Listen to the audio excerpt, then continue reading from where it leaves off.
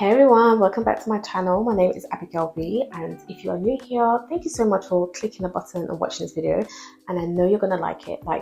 If you are interested in having your place looking elevated, having it not looking cheap, having it looking luxurious and expensive, then this video is for you. But if you like your home looking in a bad situation and the situation you're in love with it, that's fine. Carry on. Just, do what you're doing, is absolutely fine.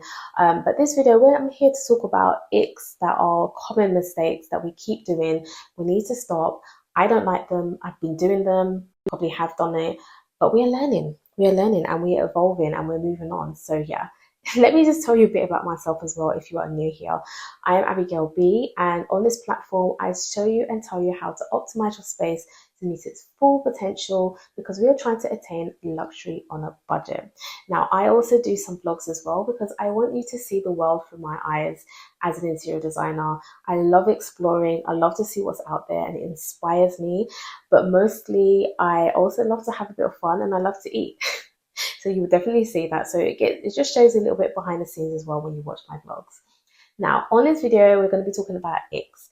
Now, a caveat, because on my Instagram, especially sometimes on TikTok, people like to just talk and put their opinions, and it's absolutely fine. But I don't make the rules. I keep saying this, I don't make the rules. So, I'm here, showing my expertise and tell you what's in and what's out. But at the end of the day, if you're loving what you're loving, carry on. But if you hear what I'm saying and you're inspired by it and you're like, do you know what, Abigail's right, I want to change this, then that I'm so glad to hear that if you're inspired by me. But yeah, let's just have fun. Let's just talk about it. Let's agree to disagree. So I'm going to give you 10. So let's start off with 10. So my 10, on number 10, my biggest ick, and I'm looking at it right now, is in my room, and I will be getting rid of it very, very soon. And that is pamper grass. Now, pamper grass was in a season, and I feel like we're out of the season now. Like, not many people have pamper grass, and I don't really see them selling it in stores anymore as they were before. There was a big hype of it, I would say maybe during lockdown 2019, 2019, I was meant to say. But yeah, it's kind of tailored off a little bit because it's just so messy as well. That's the thing. Like, it causes mess and it looks a mess. And I don't know why I haven't been able to depart from the one I have right now, but we are going to transition and move on from it. And I'm not saying it's a complete no-no. Some of them are nice to look at, but some of them are not. And I just feel like, yeah, now they're just giving me the ick. Like, nobody's bringing this in 2024. We are moving on. Okay. Number 9 is plain walls. Now, very recently on my Instagram, I spoke about that, like dressing your walls, which is very important to give that elevated look. And there were a few people, the little chit chatters that came to me and were like, oh, but I love my walls plain, less is more. Absolutely right. Like, I agree with you, less is more. And I always preach about that, because having your walls looking very, very busy just looks untidy, and like, less is more, and it looks more expensive and elevated anyway. But if you are going to keep your walls bare, what I would say is just add some texture to it. Maybe to have like a warm white, or maybe a piece of art. I know the art behind me is very small. Don't come for me, because I always preach about having bigger and better. But I'm trying to decide what to put in that middle panel over there. But yeah, just have art, even if it's small like that and the rest of it is plain, it's fine, but just put something on there. Just having plain walls just really irritates me, because it doesn't really look homely, or it just looks lifeless as well. That's just my personal opinion. Just have fun. Just have fun. Just add something to it. It's fine. It's not going to hurt you. Number 7, I would say is my ick, is having rooms with no plants. You don't know the difference that plants have. Like, if you're in your space right now and you do not have a plant, just ask yourself why. Even if you don't want to get a real plant, like myself, I always, unfortunately, they don't last very long, then get a fake one. It's absolutely fine. Fake plants, I must say, fake plant, but try and make it look as real as possible as well. But just leaving your space with no plants just makes it look very lifeless, I would say. And even if you're going for the most minimalistic look, just add in that sense of nature in there really does bring the space together. Just trust me, it does make a whole lot of difference. And for me, as I said, it gives me the ick in the room, and it just looks very lifeless and dull. It doesn't inspire me, it doesn't attract me, and just don't feel very comfortable. It's just me. Number six, I would say another ick for me, talking about fake plants. And I'm not contradicting here because we're talking about different type. Fake flowers, I would say, is one of my icks. Now, before I was really into it, and some of them do look very, very real, but I also feel like, what is the point? And I have to admit, I put my hands up because I do have a fake flower in my house.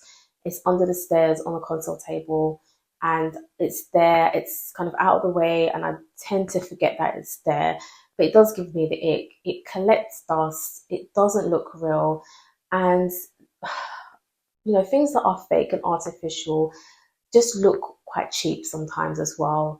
But to be fair, this one is from a reputable brand, and it is very big and lush.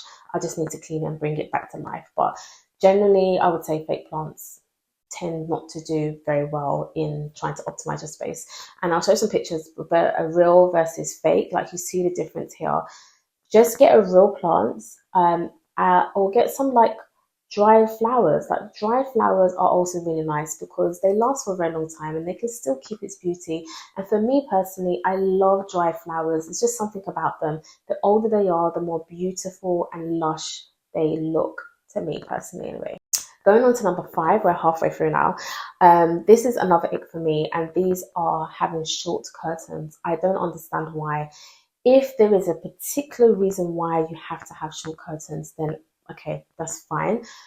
But if you really look at your space and you're thinking, okay, what is the reason? What was the reason? What was the reason? What is the reason? If there's no reason, then get a longer one. Okay, and don't tell me about price or anything like that, because you can get some very reasonable price ones from H&M, IKEA. I can keep listing all the different places. Even Amazon have some really good curtains on there for a very, very good price. Have your curtains as you can higher, near touching the ceiling, about 2 to 5 inches away from the ceiling, and then let it kiss the floor, as we say, kissing the floor. Or sometimes you can have it draped to the floor. It really gives that kind of lush effect to it as well. It looks very luxurious and high ends doing that. Having it short really does devalue the space, and we have not run out of material in this country, so I don't see why you should be doing that. I don't even know why they're there. There must be a reason. Number four, I would say, is my other ick, is small rugs. And I've seen this time and time again, and I keep talking about it time and time again. So if you're someone that watches my videos, you see some of the things I'm saying are a bit repetitive because I'm really trying to stress the point. But yes, if I go into a space and there's a small rug, I'm just confused as to why. What are you covering? Why is it so small? Especially when the space is big. I'm talking about big spaces with small rugs. It's literally just underneath the table, just the coffee table. It's not even touching the legs of the sofa. Please, I'm begging you, just stop. If you really want your space to look elevated, these are the things that you need to just stop doing. Like having small rugs is not giving. And again, don't talk about the price. Don't say, oh, I just wanted something cheap and cheerful. It's not an excuse, as I said, because you can get really good ones from even the range. You can get a 120 by 170 rug for less than £50 in the range. Make it big. It has to touch the bottom of your sofa. It has to touch your chair legs, have to be on the rug, and then extend it out. Always use the rule of 3. So it's a third of the space that you're using. That is what your rug needs to cover. And if it's smaller than that, then you need to question or return it back. Okay? There's another ick for me. And these are those kind of fake coffee books. And I'm talking about the paper ones. Now, I'm not trying to put anybody out of business here, because some of them are really good. And I think it's actually a very innovative idea. Like it's clever, and it's a very cheap way of getting that look without actually having books. But I think sometimes for me personally, I just rather just have the real thing. You can see there's a pattern here about having things that are real fake. I just want the real thing. Even if you don't want to get a coffee table book, an actual coffee table book, like a design one, or fashion one, because they can be quite expensive. Just get an ordinary book, and sometimes even those look quite authentic and they look quite vintage and very special. You can even go to like charity stores. There's so many places that are giving away books, and if the front cover looks quite tatty or it doesn't go with the decor, it doesn't look aesthetically pleasing, cover it or have the spine or the cover of the book face the other direction and just show the pages. And if all of them are showing the pages, who knows what books they are? You know, we don't know. It's all about the aesthetics. If you generally are reading that book, then that's different. You'll have it on a bookshelf. But I'm talking about the coffee table books that are meant to be on show. But if possible, just try and invest in, even if it's just one. Amazon really do some good ones on there. You can get some for like £20 or so, or go to a bookstore, just anywhere. Facebook Market, people may be selling theirs. Just try and avoid it if possible, But if it's inevitable, as I said, they are really good ideas. So yeah, this is just my personal opinion. I just don't like them. Another thing that gives me the ick, and I have done this before, I feel like we've all evolved, or some people are going into it right now. If it's your personal preference, as I said, it's absolutely fine. But for me, it gives me the ick, and that is mirrored furnitures. And trust me, I was all for it. I had it in my bedroom, I had it in my living room. But the reason why it gives me the ick is not really about what it looks like. It's the job that it brings. Like, it's just so, it just collects dust everywhere. It's just too much. And when it has dust on it, it looks dirty and it looks messy, and it instantly just degrades the room. I don't have time every single day to be dusting and damping. So I just don't like them. That's the main reason why I don't like them. But visually as well, I've kind of changed my style. So I personally don't really like them. And I feel like if you are bringing it in your space, just don't do the most. Don't do too much of it as well, because it's the difference between it looking luxurious and the glam, and it just looking very, very glam, which sometimes borderline can look quite cheap as well. I do have a video on the difference between luxury and glam, so please go back and watch that, because there is a grey area that we need to try and be careful with that.